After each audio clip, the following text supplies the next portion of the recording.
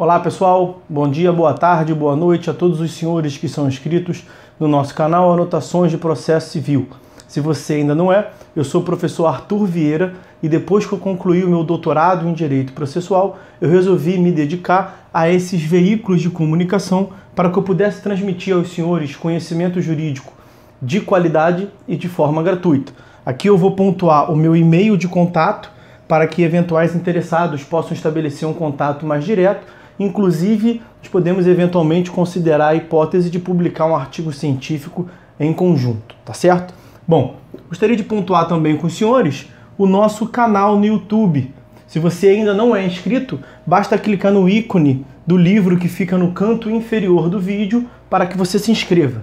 Sugiro também que você clique no ícone do sininho para que você possa ativar as notificações dos vídeos que são constantemente disponibilizados por aqui. Gostaria de apresentar também aos senhores a nossa plataforma acadêmica arturvieiracursos.com.br, arturvieiracursos.com.br, onde os senhores encontrarão cursos online de modo gratuito, inclusive com a emissão de certificado válido em todo o território nacional, tá certo? Então, após a pausa, nós vamos tratar do vídeo de hoje. Então, meus amigos, nós vamos continuar o vídeo que nós vimos na aula passada e vamos tratar nesse tópico de hoje a respeito do regime especial da advocacia pública. Só relembrar rapidamente aos amigos que nós vimos tratando dos sujeitos do processo, falamos do juízo, e vamos concluir na aula de hoje as funções essenciais da administração da justiça. Já falamos do Ministério Público, da Defensoria Pública, e na aula passada iniciamos o trato no sentido da advocacia. Essa advocacia que se divide em advocacia privada, no artigo 133, e no Estatuto da OAB e no CPC, e também a advocacia pública. É essa advocacia pública que conta com um regime especial que nós veremos, portanto, nesse vídeo de hoje. E aí, recordando aos senhores que esse regime especial da advocacia pública consta dos artigos 131 e 132 da Constituição Federal. Os senhores encontrarão também referência nos artigos 182 a 184 do Código de Processo Civil, e no âmbito da União nós temos a Lei Complementar 73 de 93, que é a Lei Orgânica da AGU, Lei Orgânica da AGU. E aí cada ente federativo, claro, cada estado, cada município vai ter eventualmente o seu diploma para regular a sua advocacia pública.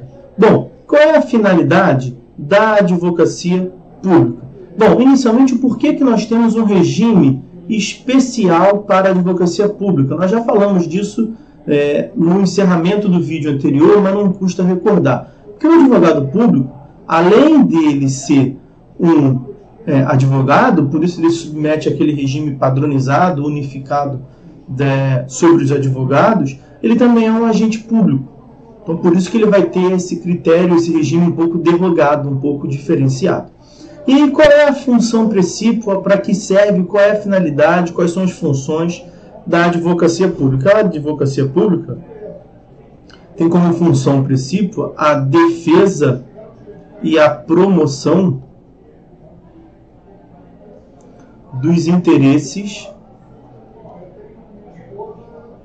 públicos. E essa defesa do interesse público se dá em todos os âmbitos, tá? E seja para a defesa da administração direta, os entes públicos, ou administração indireta, alguma entidade por ela criada sob sua gestão, uma fundação de direito público, uma autarquia, por exemplo, tá? Uma curiosidade que eu destaco aqui para os senhores, observação. A Constituição Federal não menciona, não fala na Procuradoria-Geral do Município, na Advocacia Pública em relação aos municípios. Mas o CPC, no artigo 182, corrige. Não é que o CPC, claro, tenha superado a Constituição, mas como é um diploma posterior, e aqui há uma PEC nesse sentido. Há uma proposta de emenda constitucional nesse sentido, de fazer incluir na Constituição a menção à Procuradoria-Geral do Município, a Advocacia Pública a nível dos municípios. Então, olha o artigo 182 do CPC. Incumbe à Advocacia Pública, na forma da lei, defender e promover os interesses públicos da União, dos Estados, do Distrito Federal e dos municípios, por meio da representação judicial em todos os âmbitos federativos da pessoa jurídica de direito público que integra a administração direta e indireta. Então, a redação do CPC, ela engloba, ela faz incluir a ideia da representação pela advocacia pública dos municípios também, tá? E aí, bom, considerações importantes. Fala em interesse público. Que interesse público é esse? Tanto o interesse público primário, como a promoção do bem-estar geral, as políticas públicas, quanto o interesse público secundário, interesse fiscal, né? Então aqui, ó, seria a lógica de bem-estar, claro que não exclusivamente, que o direito administrativo como um todo estuda, interesse público primário, e o interesse público secundário seria o interesse fiscal, o interesse arrecadatório, o interesse patrimonial. A advocacia pública atua na tutela, na defesa desses dois tipos de interesse. E aí nós já vimos, no âmbito da União, nós falaremos em advocacia, advogados da União e procuradores gerais da Fazenda Nacional. Justamente nessa distinção aqui, ó. Um trata da defesa do interesse público primário, o outro trata do interesse arrecadatório fiscal. No âmbito dos estados, nós teremos as procuradorias gerais dos estados. E no âmbito dos municípios,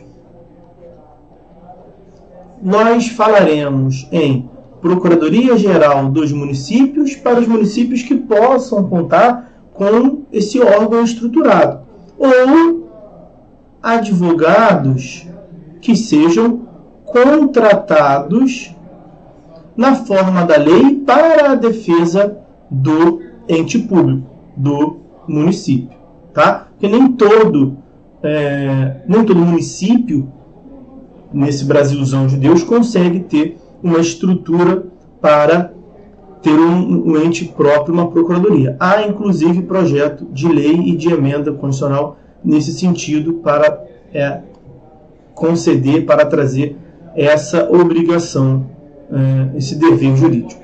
Bom, quanto à representação judicial dos entes públicos,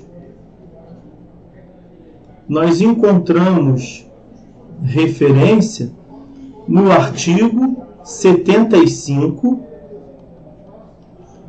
em seus incisos 1º a 4º do CPC. O artigo 75, inciso 1º a 4º do CPC, dispõe: serão representados em juízo, ativa e passivamente, a União pela Advocacia Geral da União, diretamente ou mediante órgão vinculado. Inciso 2º, o Estado e o Distrito Federal por seus procuradores. Inciso 3º, o município por seu prefeito ou procurador. E inciso 4º, a autarquia e a fundação de direito público por quem a lei do ente federado designar. Então, a representação judicial dos entes públicos relacionada aqui à ideia que nós já tratamos, um pressuposto processual, portanto, nós encontramos no artigo 75, incisos 1º a 4. Outra consideração importante é que os procuradores, lato sensu, os advogados públicos, eles não dependem de mandato. Na verdade, não dependem de juntar procuração em juízo. Por quê? Porque há uma compreensão geral de que a representação deles, de que a procuração ou de que o mandato, o poder de representar o ente público, ele decorre ex lege. Seria o mandato ex lege. Então, há nessas normas regulamentadoras da atuação da advocacia pública, norma legislativa autorizativa daquela representação por seus procuradores, de modo que não seria necessário juntar procuração. Bom, últimas considerações para encaminhar ao final. Os advogados públicos, eles gozam dos direitos de receberem honorários de sucumbência. Isso paralelamente aos seus proventos públicos. Isso está consignado no artigo 85, parágrafo 19. Artigo 85 do CPC, parágrafo 19. Parágrafo 19 do artigo 85. Os advogados públicos perceberão honorários de sucumbência nos termos da lei. Então, foi assegurado aos advogados públicos a percepção de honorários sucumbenciais nos termos da lei. E aí, o último tópico para concluir a análise dos advogados públicos, a ideia de responsabilidade do advogado.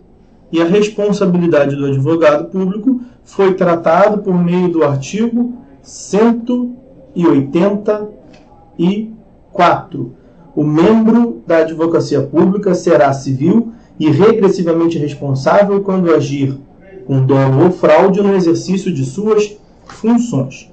Uma vez mais, a análise dependerá do termo civil. Será civil e regressivamente responsável quando agir com dolo ou fraude. Nós já tratamos disso quando a análise da responsabilidade do juiz, também quando a análise da responsabilidade do membro do Ministério Público e membro da Defensoria Pública.